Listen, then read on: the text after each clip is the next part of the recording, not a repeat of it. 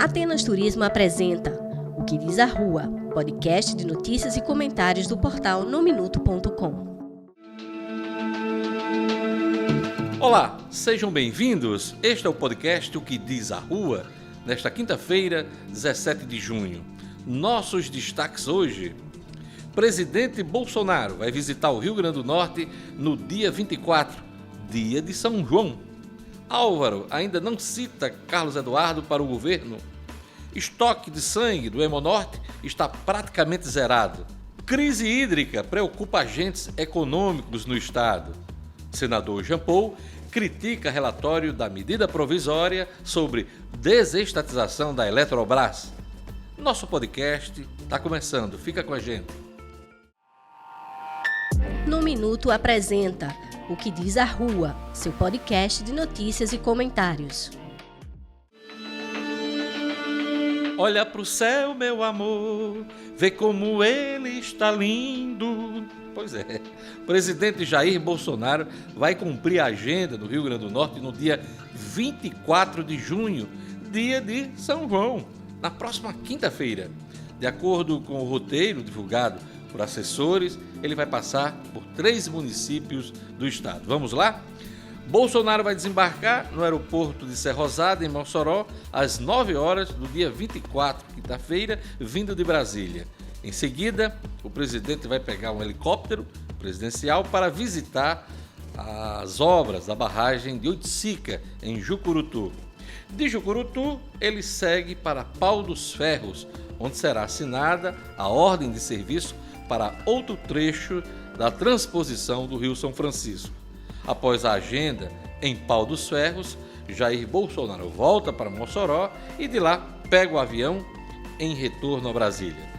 Com certeza vai ter muita aglomeração e pouco uso de máscara.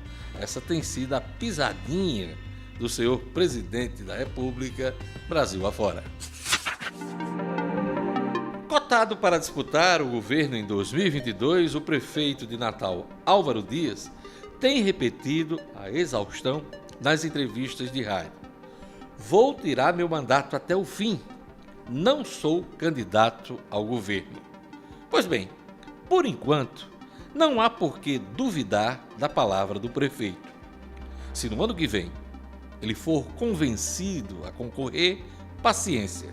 Ficará o dito pelo não dito, como já aconteceu tantas vezes na história das eleições. Mas o que me chamou a atenção nas declarações recentes do prefeito é que ele cita alguns nomes que podem conquistar seu apoio para o governo. A mim, recentemente no rádio, Álvaro lembrou de Ezequiel Ferreira, Tomba Farias e Rogério Marinho. O prefeito não fez menção a Carlos Eduardo Alves, seu aliado nas últimas campanhas políticas. Olha, desde 2012, Álvaro e Carlos estão juntos em chapas eleitorais para governo e prefeitura. Estiveram reunidos na mesma sigla, o PDT. Aliás, foi Álvaro que atraiu Carlos para a sigla, lá atrás. Na campanha de reeleição, o prefeito foi buscar o apoio de Carlos Eduardo, entregando a vice a Ila Cortez, pessoa muito ligada ao ex-prefeito, é prima de Andréia, a esposa do prefeito Carlos Eduardo. Portanto, se a lógica prevalecesse em política, o certo seria Álvaro dizer que não é candidato a governador e que desde já apoia Carlos Eduardo para governador em 2022. Mas não é isso que se articula no momento. Os aliados do prefeito Álvaro Dias hoje formam um grupo de oposição a Fátima Bezerra. E eu cito os nomes: Rogério Marinho, boa parte do PSDB, Gustavo Carvalho, Tomba Faria, o Fábio Faria, ministro das Comunicações, e o pai dele, Robinson Faria, João Maia, do PL, entre outros. A impressão que temos é que Carlos Eduardo não está nos planos eleitorais do prefeito Álvaro Dias. Eles podem se entender mais na frente? Claro que podem, mas no momento se mostram distantes. É bom atentar para um detalhe. se for candidato ao governo, contrariando seu discurso hoje, Álvaro Dias vai entregar a Prefeitura de Natal ao grupo de Carlos Eduardo. Pois é, quem vai assumir é a Ila Cortez. Isso terá seu peso nas decisões vindouras. A conferir. Olha, em véspera de ano eleitoral, qualquer gesto precisa ser observado de perto. O ex-presidente Lula concedeu entrevista hoje ao grupo de mídia da família Alves. Foi na manhã desta quinta-feira. Pode ter sido apenas um esforço jornalístico, uma iniciativa da redação, mas em política tudo é precificado. A entrevista de Lula ao grupo Tribuna do Norte também pode ser um sinal de que o PT e o MDB articulam o palanque local para 2022. Será? As conversas estão em curso. No Minuto apresenta O que diz a Rua, seu podcast de notícias e comentários. Estamos na Semana da Doação de Sangue. O Dia Mundial da Doação de Sangue foi na segunda-feira, dia 14. Mas hoje eu trago uma notícia que não é boa. Os estoques de sangue do Hemonorte estão praticamente zerados. A pandemia impactou a regularidade dos doadores. Eu conversei com Miriam Mafra, diretora técnica do Hemonorte. A nossa situação ela está num estado crítico, né, nossos estoques, e que vem se perdurando. Costumeiramente, nesses períodos de junho, fora o processo histórico que estamos vivenciando de uma pandemia, já era de praxe em todos os hemocentros do Brasil entrar com estratégias, né, de superação dessa realidade. Contudo, todos nós e o mundo todo, né, ele foi pego de surpresa por um processo pandêmico que perdura. E com esse novo fato, observamos a ausência desse doador, por razões até justificáveis, e resultando nos estoques críticos em que estamos vivenciando, né? É uma realidade nossa e de todo o Brasil. Como é que está o estoque hoje? Qual é a maior necessidade de tipo de sangue? Bem, hoje a gente necessita de todos os tipos, porque por mais que esteja entrando, está saindo, e nós só temos estoque 150 bolsas. 150 bolsas hoje? Isso. Então, para termos uma noção do estado de fragilidade, para dizermos que temos um estoque tranquilo e seguro para dar um suporte a toda a demanda transfuncional, teríamos que ter 800 bolsas. Realmente é uma diferença muito grande. Isso. Né? E diante desse momento, geralmente, todas as tipagens sanguíneas estão baixas. Lógico e evidente que as que saem mais, as que têm mais preponderância na população, que são as O positivas, né? A O positiva e A positivo, que é o índice que tem mais pessoas que têm a tipagem. Tem aquele doador regular, mas tem aquele que nunca, marinheiro de primeira viagem. Explica para a gente os requisitos e as recomendações. Pois não. Por idade, você pode... Se você está saudável, é saudável no período de 16 até 69 anos. Contudo, diante dos processos que vivenciamos, a gente solicita que aquelas pessoas acima de 60 anos fiquem um pouco mais resguardadas. Quando passar mais esse período, tiver um pouco mais equilibrado, é que chega até nós. Menor de 18 anos tem que vir com o pai para poder fazer a autorização.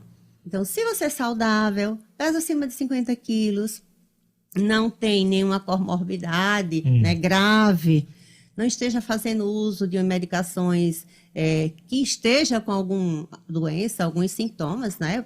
Quando a gente fala que está saudável, não ter febre, diarreia, não está tomando analgésicos, pode sim ser um candidato à doação de sangue. O Brasil vive mais uma crise hídrica com impactos em vários setores da economia e no bolso do consumidor brasileiro. A conta de energia está mais cara e há quem aponte risco de racionamento e até de apagão. O jornalista Luciano Kleiber, especialista em economia, fala sobre o alcance da crise. A questão da crise hídrica, ela é um problema muito mais amplo do que a gente tende a imaginar num primeiro momento. A gente costuma, no Rio Grande do Norte, no Nordeste de uma maneira geral, a gente pensa muito, quando se fala em crise hídrica, na quebra das nossas já parcas safras e nos nossos reservatórios vazios com a sede da nossa população. São problemas realmente muito fortes, mas que tendem a ser resolvidos com outras formas de abastecimento de água. No caso da crise hídrica que tem afetado os reservatórios, principalmente do Centro-Sul, o maior problema para a economia de uma maneira geral, Diógenes, é com relação ao custo Brasil, que tem um aumento brutal com essa crise hídrica. O motivo é que, em média, segundo os cálculos mais recentes, a conta de energia elétrica no país deverá subir de 5% a 10% com as novas bandeiras tarifárias que estão sendo reajustadas pela ANEEL, a Agência Nacional de Energia Elétrica. Energia elétrica é insumo básico para praticamente todos os segmentos produtivos. E elevar o custo dela tem impacto em praticamente todos os custos da economia e impactará também no aumento da inflação.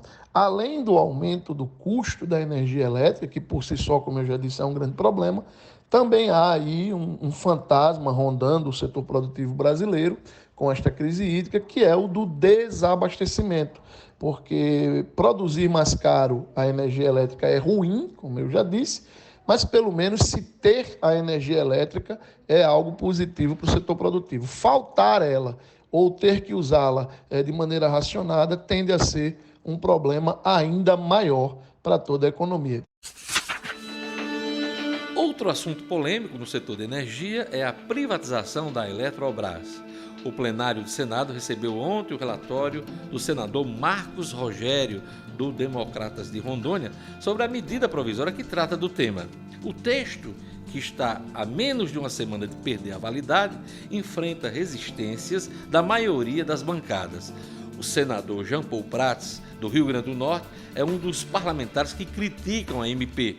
Em princípio, o relator não atendeu à retirada dos chamados jabutis. Portanto, o perigo em relação a reservas de mercado, aumentar a conta de luz para o consumidor, persiste lá na MP da Eletrobras. Não foi absolutamente modificada no sentido de melhorar a questão tarifária. A incerteza sobre a informação do valor da Eletrobras também continua. Nós não sabemos o que estamos vendendo, quanto vale a Eletrobras e principalmente o controle dela passado para o mercado privado. Não sabemos esse valor e o estudo ainda está em curso, sendo feito pelo BNDES, para ficar pronto em dezembro. Então essa MP é muita insegurança, ela é muito precária, a informação não é suficiente para que os senadores tomem a decisão. Os senadores marcaram a votação da medida provisória sobre a Eletrobras para o final desta manhã. A coisa está rolando lá no Senado. Acabou! Ponto final no episódio desta quinta-feira do podcast O Que Diz a Rua. Roteiro e locução, Diógenes Dantas. Edição de áudio, Fladson Soares. Produção, Fátima Helena Albuquerque e Maria Luísa. Realização, Portal No Minuto. Obrigado pela sua companhia. Se gostou, compartilhe, assine o nosso podcast e até o próximo episódio. Atenas Turismo apresentou O Que Diz a Rua, podcast de notícias e comentários do portal nominuto.com.